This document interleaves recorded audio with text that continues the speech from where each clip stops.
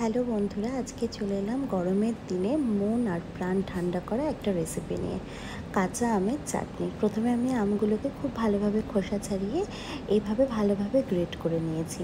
আমগুলো ভালোভাবে গ্রেট করে নেওয়ার পরে একটা প্যানের মধ্যে আমি কিছুটা সর্ষের তেল গরম করে তার মধ্যে কিছুটা কালো সর্ষে ও দুটো শুকনো লঙ্কা ফোড়নের জন্য দিয়েছি। ফোড়নটা ভালোভাবে ভাজা ভাজা হয়ে গেলে তারপর আমি এটার মধ্যে আগে থেকে কুড়িয়ে রাখা আমগুলো এটার মধ্যে অ্যাড করে নিয়েছি। আমগুলো অ্যাড করে নেওয়ার পরে খুব ভালোভাবে আমি নাড়াচাড়া করে নিয়ে এটার মধ্যে সামান্য লবণ অ্যাড করে নেব। তারপরে আরও কিছুক্ষণ ভালোভাবে নাড়াচাড়া করে নিয়ে যখন আসবে, ভালোভাবে ফুটে উঠলে এটার মধ্যে আমি প্রয়োজন মতন মিষ্টির পরিমাণ অনুযায়ী আমি চিনি অ্যাড করে নিয়েছি, দিয়ে ভালোভাবে ঢাকা দিয়ে রেখে দিয়েছি। ব্যাস কিছুক্ষণ পর ঢাকা খুলেই রেডি হয়ে যাবে আমাদের টক আমের চাটনি।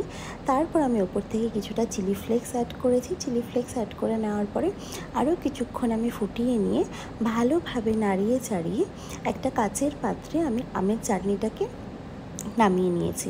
ব্যাস রেডি হয়ে গেল আমাদের গরমের দিনের জন্য পারফেক্ট একটা ডিশ। তোমরা সবাই বানিয়ে একবার দেখো, আর ভিডিওটা ভালো লাগলে চ্যানেলটাকে প্লিজ সাবস্ক্রাইব করে দিও। টাটা।